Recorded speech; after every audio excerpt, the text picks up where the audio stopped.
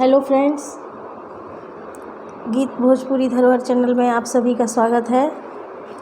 आप सभी के समक्ष एक और गाली गीत प्रस्तुत करने जा रही हूँ। ये गाली दूल्हे के लिए है। आशा करती हूँ आप सभी को पसंद आएगा, तो सुनिए।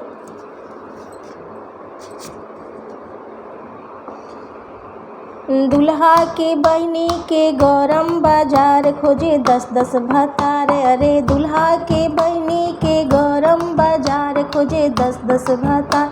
अरे दुल्हा के बहिनी के गरम बाजार खोजे 10-10 भतार। इसे कुलवे से भइल रली दिन दिन फरार खोजे 10-10 यार। अरे दुल्हा के बहिनी के गरम बाजार खोजे 10-10 यार।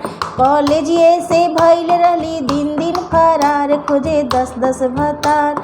ददन के बहिनी के गरम बाजार खोजे 10-10 भतार। अरे ददन के बहिनी के गरम बाजार घूमे बलिया बाजार।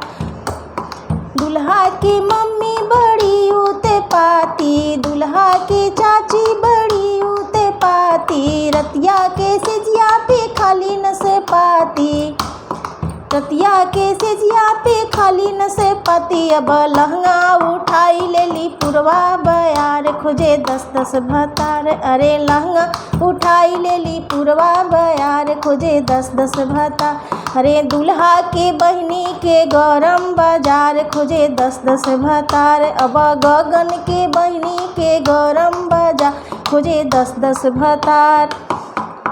दुल्हा की फुआ तो खाली मलपुआ, दुल्हा की फुआ तो खाली मलपुआ, खाली मलपुआ हो खाली मलपुआ।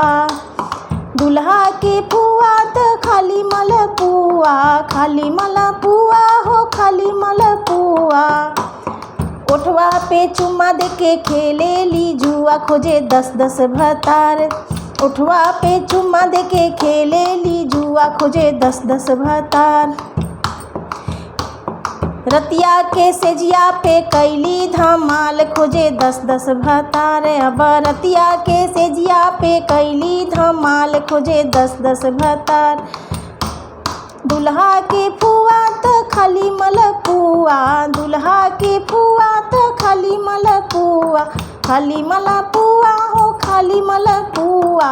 ओठवा पे चुम्मा दे के खेले ली जुआ, खेले ली जुआ हो खेले ली जुआ। अब रतिया के सेजिया पे कैली धमाल खोजे 10-10 भतार। दुल्हा के बहिनी के गरम बाजार खोजे 10-10 भतार। अब दुल्हा के बहिनी के गरम बाजार खोजे 10-10 भतार। कॉलेजिए से भइल रहली दिन दिन फरार खोजे 10-10 भतार। कॉलेजिए से भइल रहली दिन दिन फरार खोजे 10-10 भतार। Thank you.